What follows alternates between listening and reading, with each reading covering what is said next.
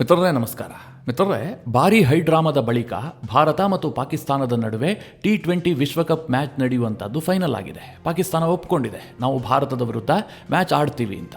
ಎಲ್ಲ ಅಂದುಕೊಂಡಂತೆ ಆಗಿದ್ದೇ ಆದರೆ ನಾಳೆ ಸಂಜೆ ಅಂದರೆ ಫೆಬ್ರವರಿ 15ನೇ ತಾರೀಕು ಸಂಜೆ 7 ಗಂಟೆಗೆ ಶ್ರೀಲಂಕಾದ ಕೊಲಂಬೋದಲ್ಲಿರುವಂತಹ ಪ್ರೇಮದಾಸ ಸ್ಟೇಡಿಯಂನಲ್ಲಿ ಈ ಹೈ ವೋಲ್ಟೇಜ್ ಮ್ಯಾಚ್ ಆರಂಭಗೊಳ್ಳುತ್ತೆ. ಇದನ್ನು ಹೇಳಿದಾಗ ನಿಮಗೊಂದು ಆಶ್ಚರ್ಯ ಆಗಿರಬಹುದು. ಇಷ್ಟಾದರೂ ಕೂಡ ಎಲ್ಲ ಅಂದುಕೊಂಡಂತೆ ಆದ್ರೆ ಅಂತ ಯಾಕೆ ಹೇಳ್ತಾ ಇದ್ದೀರಿ? ಮ್ಯಾಚ್ ನಡೆಯುವಂಥದ್ದು ಫಿಕ್ಸ್ ಅಲ್ವಾ ಅಂತ. ಮಿತ್ರರೇ, ಅದು ಪಾಕಿಸ್ತಾನ ಟೀಮ್ ಅಲ್ವಾ? ಕೊನೆಯ ಕ್ಷಣದಲ್ಲಿ ಏನೇ ಬೇಕಾದರೂ ಹೈಡ್ರಾಮಾಗಳನ್ನು ಮಾಡಬಹುದು. ಕೊನೆಯ ಕ್ಷಣಗಳಲ್ಲಿ ಯೂಟರ್ನ್ ಅನ್ನು ಬೇಕಾದರೂ ತೆಗೆದುಕೊಳ್ಳಬಹುದು. ಯಾಕೆಂದ್ರೆ ಅದು ಪಾಕಿಸ್ತಾನದ ಟೀಮ್. ಆ ಸಾಧ್ಯತೆಗಳು ಕಡಿಮೆ ಇದ್ರೂ ಕೂಡ ವೆದರ್ ಕಂಡೀಷನ್ ಪೂರಕವಾಗಿಲ್ಲ. ನಾಳಿನ ಮ್ಯಾಚ್ಗೆ ಮಳೆ ಅಡ್ಡಿಯಾಗುವಂತಹ ಸಾಧ್ಯತೆಗಳು ಕೂಡ ಇದ್ದಾವೆ. ಬಟ್ ಶ್ರೀಲಂಕಾದಲ್ಲಿ ಮ್ಯಾಚ್ಗೆ ಎಲ್ಲ ರೀತಿಯಲ್ಲೂ ತಯಾರಾಗಿದೆ. ಇಡೀ ಸ್ಟೇಡಿಯಂ ಈಗಾಗಲೇ ಫುಲ್ ಆಗಿಬಿಟ್ಟಿದೆ.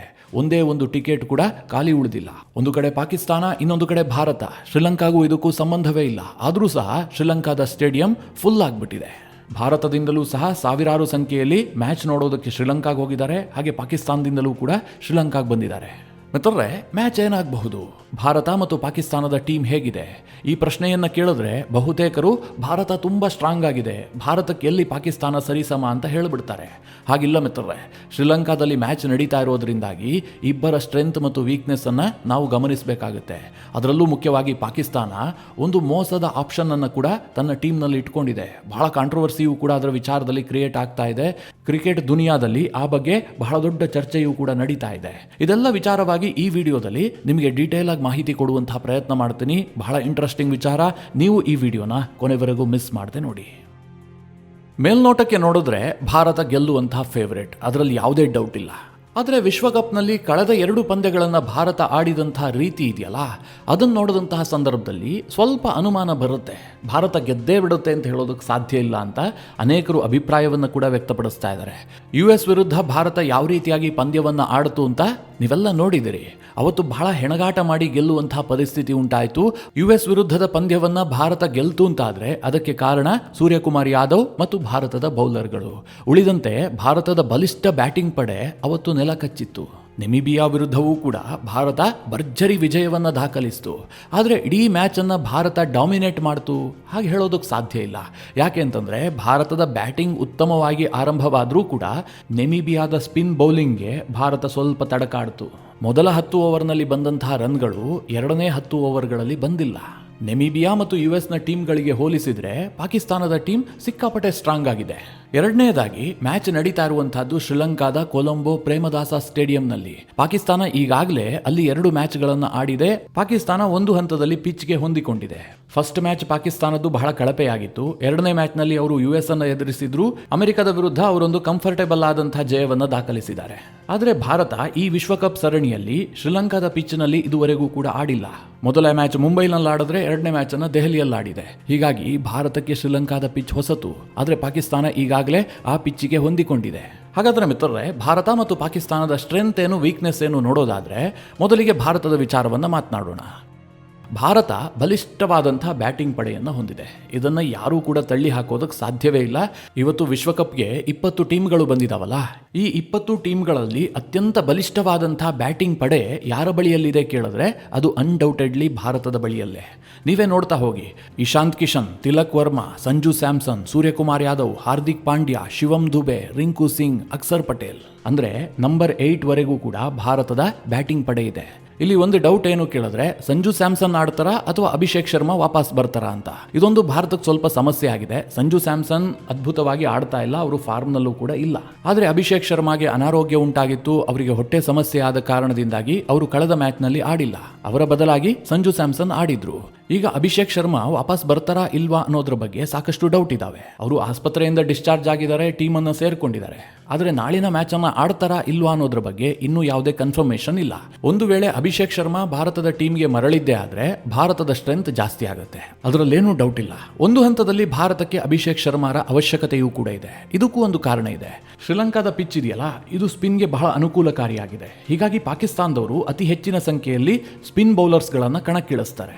ಅಭಿಷೇಕ್ ಶರ್ಮಾ ಸ್ಪಿನ್ಗೆ ಬಹಳ ಉತ್ತಮವಾಗಿ ಬ್ಯಾಟಿಂಗ್ ಮಾಡ್ತಾರೆ. ಅವರಿಗೆ ಸ್ಪಿನ್ ಮ್ಯಾಟ್ರೇ ಆಗೋದಿಲ್ಲ. ಹೀಗಾಗಿ ಸಂಜು ಸ್ಯಾಮ್ಸನ್ಗಿಂತಲೂ ಕೂಡ ಅಭಿಷೇಕ್ ಶರ್ಮಾರ ಅವಶ್ಯಕತೆ ಭಾರತದ ಟೀಮ್ಗಿದೆ. ಇನ್ನು ಬೌಲಿಂಗ್ ಕೂಡ ಭಾರತದ್ದೇನೂ ವೀಕ್ ಇಲ್ಲ. ಅಕ್ಷರ್ ಪಟೇಲ್, ವರುಣ್ ಚಕ್ರವರ್ತಿ, ಹರ್ಷದೀಪ್ ಸಿಂಗ್, ಬೂಮ್ರಾ ಜೊತೆಗೆ ಶಿವಮ್ ದುಬೆ ಮತ್ತು ಹಾರ್ದಿಕ್ ಪಾಂಡ್ಯ. ಆದರೆ ಬಹುತೇಕ ಮೂಲಗಳು ಏನು ಹೇಳ್ತಾ ಇದ್ದಾವೆ ಕೇಳಿದ್ರೆ, ನಾಳಿನ ಪಂದ್ಯಕ್ಕೆ ಹರ್ಷದೀಪ್ರನ್ನ ಕೈ ಬಿಟ್ಟು ಕುಲ್ದೀಪ್ ಯಾದವ್ ಅವರನ್ನ ಆಡಿಸುವಂಥ ಸಾಧ್ಯತೆಗಳು ಜಾಸ್ತಿ ಇದ್ದಾವೆ ಅಂತ. ಇದಕ್ಕೆ ಕಾರಣ ಇಷ್ಟೇ. ಮೊದಲನೇದಾಗಿ ಶ್ರೀಲಂಕಾದ ಸ್ಟೇಡಿಯಂ, ಆ ಪಿಚ್ ಸ್ಪಿನ್ಗೆ ಬಹಳ ಉತ್ತಮವಾಗಿ ಸಹಕರಿಸುತ್ತೆ. ಜೊತೆಗೆ ಬಹಳ ದೊಡ್ಡ ಪಿಚ್ ಆದ ಕಾರಣದಿಂದಾಗಿ ಸ್ಪಿನ್ನರ್ಗಳಿಗೆ ಬ್ಯಾಟಿಂಗ್ ಮಾಡುವಂತಹದ್ದು ತುಂಬಾ ಕಷ್ಟ ಆಗುತ್ತೆ, ವಿಕೆಟ್ಗಳು ಬೇಗ ಉರುಳುತ್ತವೆ. ಹೀಗಾಗಿ ಹರ್ಷದೀಪ್ ಬದಲಾಗಿ ಕುಲ್ದೀಪ್ ಯಾದವ್ ಅವರನ್ನ ಕಣಕ್ಕಿಳಿಸುವಂತಹ ಸಾಧ್ಯತೆಗಳು ನಿಚ್ಚಳವಾಗಿದ್ದಾವೆ. ಅದು ಅಲ್ಲದೆ ಕುಲ್ದೀಪ್ ಯಾದವ್ ಪಾಕಿಸ್ತಾನದ ವಿರುದ್ಧ ಬಹಳ ಉತ್ತಮವಾದಂತಹ ಟ್ರ್ಯಾಕ್ ರೆಕಾರ್ಡ್ ಹೊಂದಿದ್ದಾರೆ. ಬೌಲಿಂಗ್ ವಿಭಾಗದಲ್ಲೂ ಕೂಡ ಭಾರತದ ಬ್ರಹ್ಮಾಸ್ತ್ರಗಳಿದ್ದಾವೆ. ವರುಣ್ ಚಕ್ರವರ್ತಿ ಟಾಪ್ ಕ್ಲಾಸ್ ಬೌಲಿಂಗ್ ಮಾಡ್ತಾರೆ, ಅಕ್ಷರ್ ಪಟೇಲ್ ಕೂಡ ಏನು ಕಡಿಮೆ ಇಲ್ಲ. ಇನ್ನು ಪಾಕಿಸ್ತಾನದ ವಿರುದ್ಧ ಪಾಂಡ್ಯರ ಟ್ರ್ಯಾಕ್ ರೆಕಾರ್ಡ್ ಕೂಡ ಅದ್ಭುತವಾಗಿದೆ. ಇನ್ನು ಬೂಮ್ರಾ ಬಗ್ಗೆ ನಾನೇನು ಹೇಳಬೇಕಾಗೇ ಇಲ್ಲ. ಶಿವಮ್ ದುಬೆ ಕೂಡ ಭಾರತಕ್ಕೊಂಥರ ಆಪತ್ ಬಾಂಧವನಾಗಿ ಬೌಲಿಂಗ್ ಮಾಡ್ತಾರೆ. ಭಾರತದ ಟೀಮ್ನಲ್ಲಿ ಸದ್ಯ ಆಲ್ರೌಂಡರ್ ಇರುವ ಕಾರಣದಿಂದಾಗಿ ಬ್ಯಾಟಿಂಗ್ನಲ್ಲಿ 8 ಜನ ಇದ್ರೆ ಬೌಲಿಂಗ್ನಲ್ಲೂ ಕೂಡ 6 ಆಪ್ಷನ್ಗಳಿದ್ದಾವೆ. ಒಂದು ಟೀಮ್ಗೆ ಇದಕ್ಕಿಂತ ಇನ್ನೇನೂ ಬೇಕಾಗಿಲ್ಲ. ಹೀಗಾಗಿ ಭಾರತ ಪೇಪರ್ನಲ್ಲಿ ನೋಡೋದಾದ್ರೆ ಪಾಕಿಸ್ತಾನಕ್ಕಿಂತ ತುಂಬಾ ಸ್ಟ್ರಾಂಗ್ ಆಗಿದೆ. ಪಾಕಿಸ್ತಾನ ಟೀಮನ್ನು ಭಾರತ ಟೀಮ್ಗೆ ಕಂಪೇರ್ ಮಾಡೋದಕ್ಕೆ ಸಾಧ್ಯ ಆಗ್ತಾ ಇಲ್ಲ. ಮಿತ್ರರೇ, ಇದನ್ನು ನಾನೊಬ್ಬ ಭಾರತೀಯ ಕ್ರಿಕೆಟ್ ಅಭಿಮಾನಿಯಾಗಿ ಹೇಳ್ತಾ ಇಲ್ಲ. ಪಾಕಿಸ್ತಾನದ ಅನೇಕ ಮಾಜಿ ಕ್ರಿಕೆಟರ್ಸ್ಗಳು ಇದನ್ನು ಒಪ್ಕೊಂಡಿದ್ದಾರೆ. ಅವರುಗಳು ಪಾಕಿಸ್ತಾನದ ಟಿವಿ ಶೋಗಳಲ್ಲೇ ಭಾರತದ ಟೀಮನ್ನು ಕೊಂಡಾಡ್ತಾ ಇದ್ದಾರೆ, ಬಹಳ ಟಫ್ ಟೀಮ್ ಅಂತ. ಆದರೆ ಭಾರತದ ವೀಕ್ನೆಸ್ ಏನು ಗೊತ್ತಾ? ನಾಟಕೀಯ ಕುಸಿತಗಳು ಟೀಮ್ನಲ್ಲಿ ಆಗ್ತವೆ. US ವಿರುದ್ಧವೂ ಕೂಡ ಅದೇ ಆಯಿತು. ಇನ್ನೇನು ಮ್ಯಾಚ್ ಕೈ ತಪ್ಪು ಹೋಗ್ತಾ ಇದೆ ಎನ್ನುವ ಹೊತ್ತಿನಲ್ಲಿ ಸೂರ್ಯಕುಮಾರ್ ಯಾದವ್ ಅದ್ಭುತವಾಗಿ ಬ್ಯಾಟಿಂಗ್ ಮಾಡಿ ಭಾರತದ ಟೀಮನ್ನು ರಕ್ಷಿಸಿದ್ರು. ಕಳೆದ ಮ್ಯಾಚ್ನಲ್ಲೂ ಕೂಡ ಹಾಗೆ ಆಯಿತು. ಭಾರತ ಅದ್ಭುತವಾದಂತಹ ಓಪನಿಂಗ್ ಮಾಡ್ತು. ಆದರೆ 10 ಓವರ್ಗಳ ನಂತರ ಒಂದೆರಡು ವಿಕೆಟ್ ಬಿದ್ದ ಬಳಿಕ ಆ ಸ್ಪೀಡ್ ಆಗಿ ರನ್ ಬರಲಿಲ್ಲ. ಆದರೆ ಓವರ್ ಆಲ್ ಆಗಿ ಹೇಳಬೇಕು ಅಂತಂದ್ರೆ ಭಾರತದ ಟೀಮ್ನಲ್ಲಿ ಪಾಸಿಟಿವ್ ಜಾಸ್ತಿ ಇದೆ, ನೆಗೆಟಿವ್ ತುಂಬಾ ಕಡಿಮೆ ಇದೆ. ಅಂದ್ರೆ ನಮ್ಮ ಟೀಮ್ನ ಓವರ್ ಆಲ್ ಸ್ಟ್ರೆಂತ್ ಮುಂದೆ ವೀಕ್ನೆಸ್ ಬಹಳ ನೆಗ್ಲಿಜಬಲ್ ಆಗಿ ಕಾಣಿಸುತ್ತೆ. ಇನ್ನೊಂದು ಕಡೆ ಪಾಕಿಸ್ತಾನದ ಟೀಮ್ ಸಾಕಷ್ಟು ಪ್ರಾಬ್ಲಮ್ಗಳನ್ನು ಎದುರಿಸ್ತಾ ಇದೆ. ಮುಖ್ಯವಾಗಿ ಪಾಕಿಸ್ತಾನದ ಬ್ಯಾಟಿಂಗ್ ಆರ್ಡರ್ ಇದೆಯಲ್ಲ, ಅಷ್ಟು ಸ್ಟ್ರಾಂಗ್ ಆಗಿ ಕಾಣ್ತಾ ಇಲ್ಲ. ಸಾಹಿಬ್ ಜಾದಾ ಫರಾನ್ ಡಿಪೆಂಡ್ ಆಗಬಹುದಾದಂತಹ ಒಬ್ಬ ಬ್ಯಾಟ್ಸ್ಮನ್. ಸ್ಯಾಮ್ ಆಯೂಬ್ ಕೂಡ ಉತ್ತಮವಾಗಿ ಆಡ್ತಾ ಇದ್ದಾರೆ. ಆದರೆ ಸಲ್ಮಾನ್ ಆಗಾರ ಬ್ಯಾಟ್ನಿಂದ ಅಷ್ಟೇನು ರನ್ ಬರ್ತಾ ಇಲ್ಲ. ಇನ್ನು ಪಾಕಿಸ್ತಾನ ಈ ಬಾರಿ ಬಾಬರ್ ಆಜಮ್ ಅನ್ನ ವಾಪಸ್ ಕರ್ಕೊಂಡ್ ಬಂದಿದೆ. ಆದರೆ ಬಾಬರ್ ಆಜಮ್ ಈ ಮೊದಲಿನಂತೆ ಆಡ್ತಾ ಇಲ್ಲ. ಸ್ಟ್ರೈಕ್ ರೇಟ್ ತುಂಬಾ ಕಡಿಮೆ ಇದೆ. ಬ್ಯಾಟಿಂಗ್ಗೆ ಸೆಟ್ ಆಗೋದಕ್ಕೆ ಸಾಕಷ್ಟು ಟೈಮ್ ತೆಗೆದುಕೊಳ್ತಾರೆ. ನಂಬರ್ 4 ನಲ್ಲಿ ಅವರು ಕಣಕ್ಕಿಳಿಯುವ ಕಾರಣದಿಂದಾಗಿ ಪಾಕಿಸ್ತಾನದ ಬ್ಯಾಟಿಂಗ್ ಬಾಬರ್ ಆಜಮ್ ಮೇಲೆ ಸಾಕಷ್ಟು ಡಿಪೆಂಡ್ ಆಗಿದೆ. ಇನ್ನು 5ನೇ ನಂಬರ್ನಲ್ಲಿ ಮೊಹಮ್ಮದ್ ನವಾಜ್ ಬರ್ತಾರೆ. ಇವರು ಪಾಕಿಸ್ತಾನದ one of the best allrounder ಅಂತ ಕರೆಸ್ಕೊಳ್ತಾರೆ. ಆದರೆ ನಮ್ಮ ಹಾರ್ದಿಕ್ ಪಾಂಡ್ಯರ್ ಅಂತ ಏನಲ್ಲ. ಹಾಗೆ ಶಾದಾಬ್ ಖಾನ್ ಕೂಡ ಇದ್ದಾರೆ. ಇವರು ಕೂಡ ಆಲ್ರೌಂಡರ್. ಆದರೆ ಇವರನ್ನ ಶಿವಮ್ ದುಬೆಗೆ ಕಂಪೇರ್ ಮಾಡೋದಕ್ಕೆ ಸಾಧ್ಯ ಇಲ್ಲ. ಇವರು ಕೇವಲ ಬೌಲಿಂಗ್ ಆಲ್ರೌಂಡರ್ ಅಷ್ಟೇ. ಶಿವಮ್ ದುಬೆ ರೀತಿಯಲ್ಲಿ ಬ್ಯಾಟಿಂಗ್ನಲ್ಲಿ ಜಳಪಿಸೋದಕ್ಕೆ ಇವರ ಬಳಿಯಲ್ಲಿ ಆಗೋದಿಲ್ಲ. ಆದರೆ ಪಾಕಿಸ್ತಾನದ ರಿಯಲ್ ಸ್ಟ್ರೆಂತ್ ಇರುವಂತಹದ್ದು ಸ್ಪಿನ್ ಬೌಲಿಂಗ್ನಲ್ಲಿ. ಬಹುತೇಕ ವರದಿಗಳು ಏನು ಪ್ರೆಡಿಕ್ಟ್ ಮಾಡ್ತಾ ಇದ್ದಾವೆ ಅಂತಂದ್ರೆ, ನಾಳಿನ ಮ್ಯಾಚ್ಗೋಸ್ಕರವಾಗಿ ಪಾಕಿಸ್ತಾನ 4 ಪ್ರಬಲ ಸ್ಪಿನ್ನರ್ಗಳನ್ನ ಕಣಕ್ಕಿಳಿಸುತ್ತೆ ಅಂತ. ಹೀಗಾಗಿ ಪಾಕಿಸ್ತಾನದ ಸ್ಪಿನ್ ವರ್ಸಸ್ ಭಾರತದ ಬ್ಯಾಟಿಂಗ್ ಅನ್ನುವ ರೀತಿಯಲ್ಲಿ ಈ ಮ್ಯಾಚ್ ಅನ್ನು ವಿಶ್ಲೇಷಿಸಲಾಗ್ತಾ ಇದೆ. ಹಾಗಂದ ಮಾತ್ರಕ್ಕೆ ಮಿತ್ರರೇ, ಭಾರತದ ಸ್ಪಿನ್ನರ್ಗಳೇನು ಕಡಿಮೆ ಇದ್ದಾರೆ ಅಂತಲ್ಲ. ಭಾರತದಲ್ಲಿ ಎರಡೂ ಕೂಡ ಸ್ಟ್ರಾಂಗ್ ಆಗಿದೆ, ಅದರಲ್ಲಿ ವಿಶೇಷವಾಗಿ ಹೇಳೋದಕ್ಕೇನೂ ಇಲ್ಲ. ಆದರೆ ಪಾಕಿಸ್ತಾನದ ಟೀಮ್ನಲ್ಲಿ ಬ್ಯಾಟಿಂಗ್ ಸ್ಟ್ರಾಂಗ್ ಇಲ್ಲದೇ ಇರುವ ಕಾರಣದಿಂದಾಗಿ ಅವರ ಸ್ಪಿನ್ ಹೆಚ್ಚು ಸ್ಟ್ರಾಂಗ್ ಆಗಿ ಕಾಣ್ತಾ ಇದೆ. ಆ ಕಾರಣದಿಂದಾಗಿ ಭಾರತದ ಬ್ಯಾಟಿಂಗ್ ವರ್ಸಸ್ ಪಾಕಿಸ್ತಾನದ ಸ್ಪಿನ್ ಅಂತ ಕಂಪೇರ್ ಮಾಡಲಾಗ್ತಾ ಇದೆ. ಇದೆಲ್ಲದರ ಮಧ್ಯದಲ್ಲಿ ಪಾಕಿಸ್ತಾನದ ಓರ್ವ ಸ್ಪಿನ್ನರ್ ಮಾತ್ರ ಭಾರತದಲ್ಲಿ ಬಹಳ ಸದ್ದು ಮಾಡ್ತಾ ಇದ್ದಾನೆ. ಆತನ ಬಗ್ಗೆ ಭಾರಿ ಚರ್ಚೆಗಳಾಗ್ತಾ ಇದೆ. ಭಾರತದ ಮಾಜಿ ಆಟಗಾರರು ಕೂಡ ಆತನ ಬಗ್ಗೆ ಹೆಚ್ಚು ಹೆಚ್ಚು ಮಾತನಾಡ್ತಾ ಇದ್ದಾರೆ. ಆತನ ಹೆಸರು ಉಸ್ಮಾನ್ ತಾರಿಕ್. ಈತನನ್ನ ಪಾಕಿಸ್ತಾನದ ಟ್ರಂಪ್ ಕಾರ್ಡ್ ಅಂತಲೇ ಹೇಳಲಾಗ್ತಾ ಇದೆ. ಯಾಕೆ ಈ ಉಸ್ಮಾನ್ ತಾರಿಕ್ಗೆ ಇಷ್ಟೆಲ್ಲ ಮಹತ್ವ ಕೊಡಲಾಗ್ತಾ ಇದೆ ಕೇಳಿದ್ರೆ, ಅದಕ್ಕೆ ಮುಖ್ಯ ಕಾರಣ ಈತನ ವಿವಾದಾತ್ಮಕ ಬೌಲಿಂಗ್ ಶೈಲಿಯ ಕಾರಣದಿಂದಾಗಿ. ಈ ಉಸ್ಮಾನ್ ತಾರಿಕ್ ಒಬ್ಬ ಸ್ಪಿನ್ ಬೌಲರ್, ಆದರೆ ವಿಚಿತ್ರವಾದಂತಹ ಶೈಲಿಯನ್ನು ಹೊಂದಿದ್ದಾನೆ. ಈತನ ಬೌಲಿಂಗ್ ಶೈಲಿ ಹೇಗಿದೆ ಗೊತ್ತಾ? ಈತ ಅಂಪೈರ್ ಹಿಂದಿಂದ ಬರ್ತಾನೆ, ಅಂದ್ರೆ ಬ್ಯಾಟ್ಸ್ಮನ್ಗೆ ಮೊದಲಿಗೆ ಕಾಣಿಸ್ಕೊಳ್ಳೋದೇ ಇಲ್ಲ. ಅನಂತರ ಬೌಲ್ ಎಸೆಯೋದಕ್ಕೆ ಮುಂಚೆ ಒಂದು ಪಾಸ್ ತೆಗೆದುಕೊಳ್ತಾನೆ.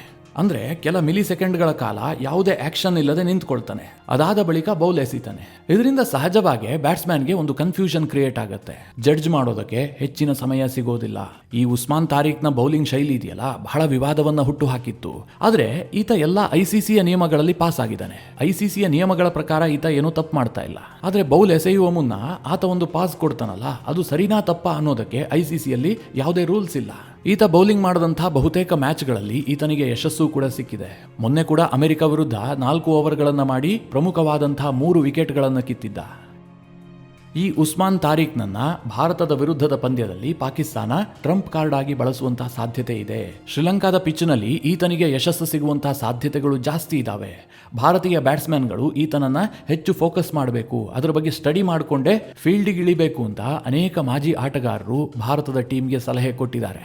ಈ ಎಲ್ಲ ಕಾರಣಗಳಿಂದಾಗಿ ಭಾರತ ಮತ್ತು ಪಾಕಿಸ್ತಾನದ ಈ T20 ಪಂದ್ಯ ಇದೆಯಲ್ಲ ಭಾರಿ ಹೈಪ್ ಪಡೆದುಕೊಂಡಿದೆ.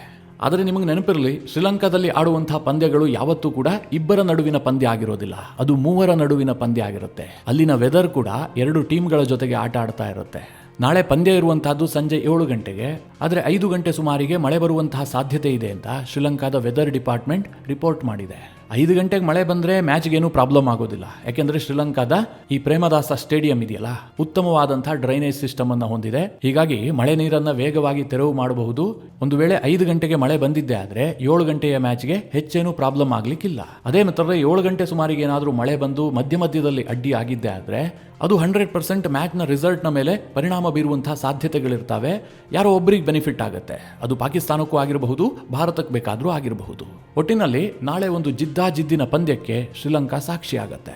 ನಮ್ಮ ಟೀಮ್ ಇಂಡಿಯಾ 100% ಗೆಲ್ಲುತ್ತೆ ಅನ್ನುವಂತಹ ವಿಶ್ವಾಸದೊಂದಿಗೆ ಈ ವಿಡಿಯೋನ ನಾನು ಇಲ್ಲಿಗೆ ಮುಗಿಸ್ತಾ ಇದ್ದೀನಿ. ಮಿತ್ರರೇ, ಈ ವಿಚಾರದ ಕುರಿತಾಗಿ ನಿಮ್ಮ ಅನಿಸಿಕೆ ಅಭಿಪ್ರಾಯಗಳೇನು ಕಮೆಂಟ್ ಮಾಡುವ ಮೂಲಕ ನಮಗೆ ತಿಳಿಸಿ.